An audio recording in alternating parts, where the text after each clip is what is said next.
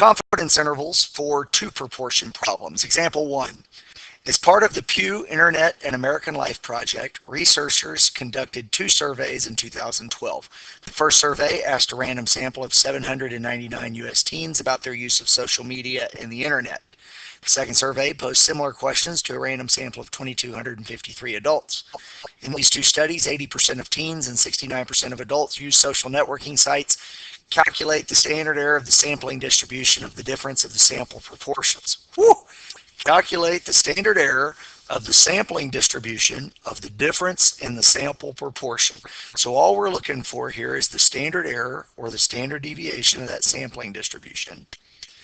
And that formula is the big square root of p hat 1, 1 minus p hat 1 over n1 plus p hat 2, 1 minus p hat 2 over n2.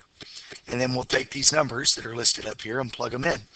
So we've got 80% of teens, 1 minus 80% of teens over 799 teens, plus 69% of adults, 1 minus 69% of adults over 2253. Big square root. And we're going to put that all in the calculator and figure out what it is. So we've got 0.8 times 0.2 divided by 799. That's the first part. I'm going to store it into X in my calculator. And then the next part, 69 times 1 minus 69 divided by 2253. That's the second part. Add that to the first part. That's what's under the square root. And then I'm going to take the square root of that answer. That number right there is the standard deviation or the standard error of the sampling distribution. 01718. I suspect I'll need this again in a minute, so I will now store this value into X. Now the second half of the question says, what information does this provide? Well, assuming that all the conditions are met, and I'll go over those in a minute, I end up with a normal distribution where the center is the true mean of the teens minus mean of adults, and the standard deviation, or this distance right here, is 0.01718. So the spread of that sampling distribution is 0.01718, and I should probably go ahead and say that I used P1 to be the proportion of teens who use social media, and P2 is the proportion of adults who use social media. It's okay to use those ditto marks just like that. Now at this point I'll go ahead and talk about the conditions that have to be met. We have the same 3 conditions that we've always had, plus an added bonus one because it's a 2 proportion problem. So sort of as a checklist, which I don't normally like, but I'll write it this way. I need the random sample, I need a large counts rule to give me a normal distribution, and I need a 10% rule to use the formula for the standard deviation.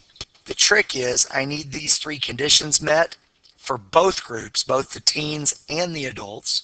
And furthermore, in order to combine these 2 things, like I did under the square root, I need the 2 groups to be independent. So I need the teenagers and the adults to be a random sample.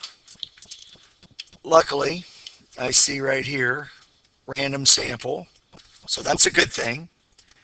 In each group, I need at least 10 successes and 10 failures. Well, clearly I have way more than that. 80% of nearly 800 said yes. So I'm in a great position for that.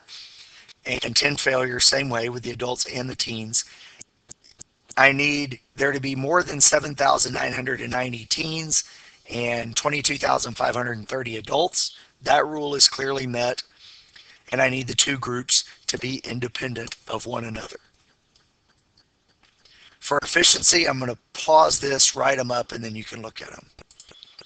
So here are the conditions going through them. Again, I have random samples in both groups. Hopefully the two groups are independent. I have the 10% rule being met because populations are more than those two numbers. You need to actually include the numbers there, not just say the rule is met. And I have more than 10 successes and 10 failures in each group. I list them out there.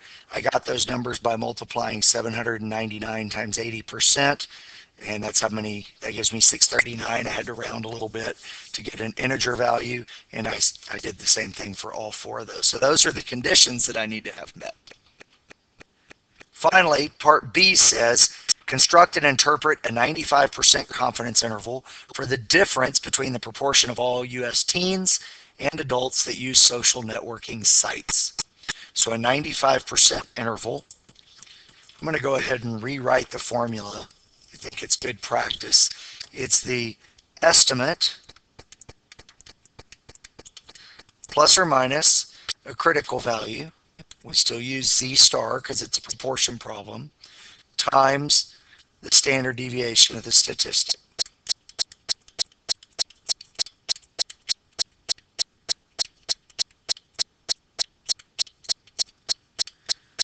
Now, fortunately, that green part is what I did in the previous problem. So I have that number stored in my calculator, but you can see it's 0.01718. So this is 0.01718. My Z-star critical value for a 95% confidence interval is 1.960. You can get that from my chart. And then these numbers were 80% and 69%. So using my calculator, I take that number that was that green number, multiply it by 1.960, and 80 minus 69, that's 11% plus or minus that. So that's on the upper end, you can do that part in your head. It's 14367. On the lower end, if you're concerned, you could use your calculator to do it so you didn't have a rounding error or borrowing error, 0.0763. So there's my interval. And now I have to interpret that interval. And so I like to use this sentence, and then I'll modify it. I'm 95% sure or 95% confident that the true answer is in that interval.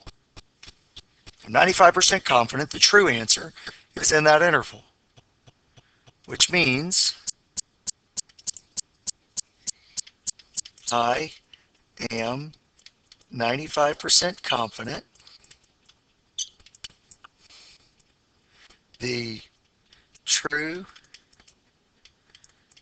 difference in social media usage among teens and adults, a little bit long, but you got to put all that context in there, is between 0.0763 and 0.1437. Now that sentence is great. I love it. I'm going to make it a little bit better. Since both of those numbers are positive, I'm pretty sure that the true difference is positive, which means I'm pretty sure that the first number is bigger than the second number. The first number is the true proportion of teens using social media. So I'm pretty sure, I'm 95% sure, that teens use social media at a rate that's somewhere between 7.6 and 14.4% higher than adults. I'll rewrite that right here. I am 95% confident that teens use social media at a rate somewhere between 0.0763 and 0.1437 more than adults. So that's kind of an explanation of how to do a two proportion problem. I've got one more example for you I'll do at this point. Researchers at the National Cancer Institute released the results of a study that examined the effect of weed-killing herbicides on house pets. Dogs, some of whom were from homes where the herbicide was used on a regular basis, were examined for the presence of malignant lymphoma. We want to give a 90% confidence interval for the difference in the proportion of exposed dogs and the proportion of unexposed dogs and the proportion of exposed dogs that develop lymphoma. So we've got two groups. P1 will be, I guess we can use the exposed dogs first. P1 is the proportion of exposed dogs that develop lymphoma.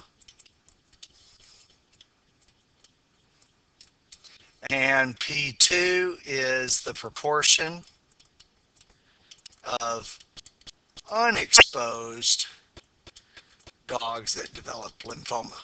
And so I want to come up with a 90% interval that tells me my Z star is going to be 1.645. A 1.645 critical value here. And my equation is P hat 1 minus P hat 2. Since I put the exposed dogs first, if this is a positive number, if this difference here is positive, it'll make me think that P1 is probably bigger than P2. Plus or minus Z star times the standard error, the standard deviation of the sampling distribution, which is that big square root of P hat 1, 1 minus P hat 1 over N1, plus P hat 2, 1 minus P hat 2 over N2. Now this only works if these conditions are met. So now is a good time for me to pause and go over here and check out the conditions to make sure that all this works. Conditions. Here they are orally first. Both groups of dogs need to be random samples. The two groups need to be independent of each other. The large count rule needs to be satisfied, giving me at least 10 successes and 10 failures in each group. And I need to have sampled less than 10% of the population. So as I look back through here, it doesn't tell me how the dogs were obtained.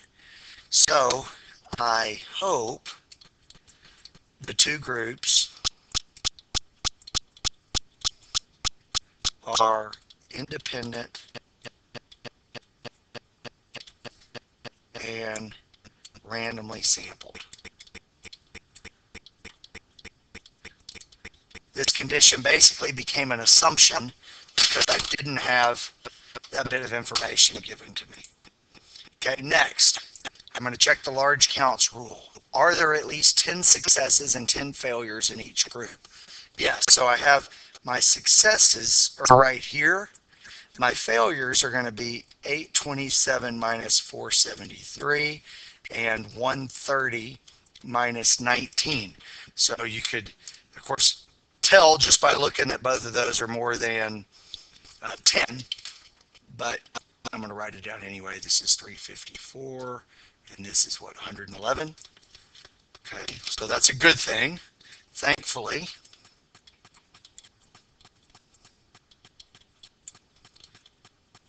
There are more than 10 successes and failures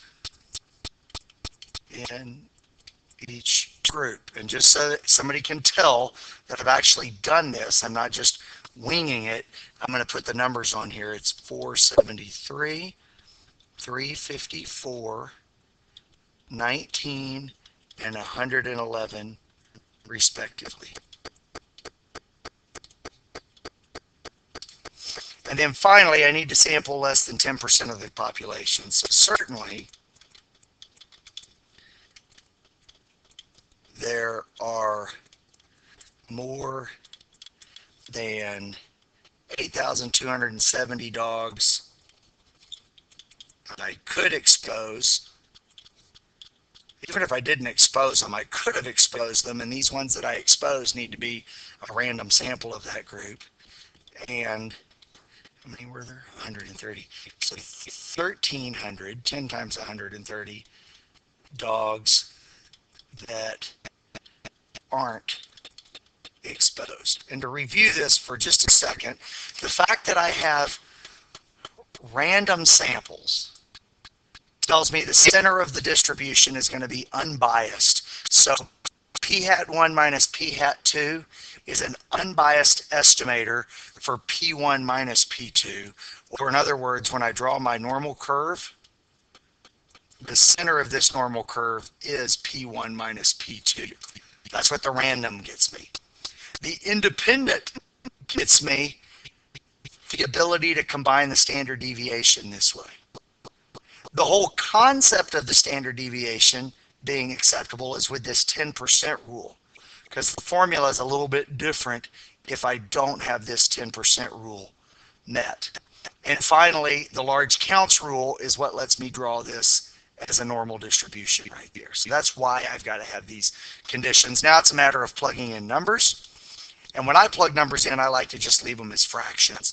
So this is 473 over 827 minus 19 over 130 plus or minus 1.645 times the big square root of 473 over 827 times 1 minus 473 over 827. You could simplify that if you wanted to. I'd like to leave it like that. Over 827 plus 19 over 130 times 1 minus 19 over 130 all over 130. And of course, we now need to figure out what all this is in the calculator. The reason I like to leave it like this is because at this point, I'm going to use the function on the TI-83 or 84 to do this. So I press stat test, and this is a 2-prop z-int. 2-prop z-int. It's letter B on this calculator. Some calculators, it's a different letter because they have slightly different things here. So there it is. X1 is the number of successes in the first group. That was 473 out of the 827 dogs. The second number had 19 successes out of 130. So you have to be careful that you're entering these the right way, and then change this to a 90% confidence interval. Now, before I continue, if I had done this on the last question, I didn't actually have the exact number of teens, so I would need to figure out what 80% of 799 is. Turns out that's a decimal, so I round it to the nearest integer. When I use the 2-prop z-int function, these 4 numbers here need to be integers.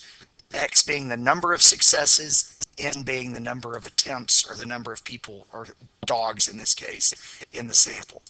So I go calculate, chick whir, there's what my computer output is.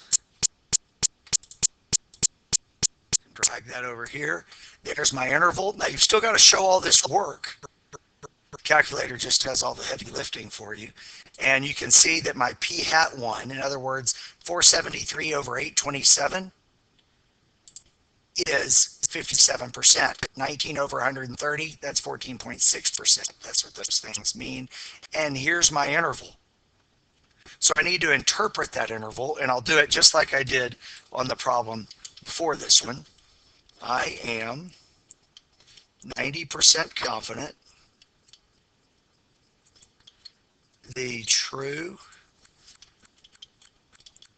difference in lymphoma rates for, I said 4 and wrote of, for unexposed dogs and exposed dogs is between 0.3675 and 0.48409. Now, it doesn't really matter which one you put first on this equation. So up here, which thing you put first. You do need to label them and identify them, and most importantly, you need to understand what it means. So since both of these numbers that I got in my interval are positive, they're a long way from zero, I'm really pretty sure that that first number is bigger. Not the p-hat one, but p1, the true proportion of dogs exposed to the herbicide that get lymphoma. And so a little bit better way of interpreting this interval is that I'm pretty sure, 90% sure, that dogs that are exposed get lymphoma at a rate that's between 36.75% and 48.4% more than the other dogs. So I want to write that down. That is, I am 90% confident that dogs exposed to the herbicide get lymphoma at a rate somewhere between 0.3675 and 0.48409 more than unexposed dogs. If you had done this problem calling the exposed dogs and the unexposed dogs the other way around, then both of these numbers would be negative. I'd get the same conclusion, but I would say something like dogs that are unexposed have less of a rate than the exposed dogs by those factors, but it means the same thing. So it doesn't really matter which way you've subtracted them, as long as you keep them separate in your mind. So there's a couple of examples of two proportion confidence interval problems.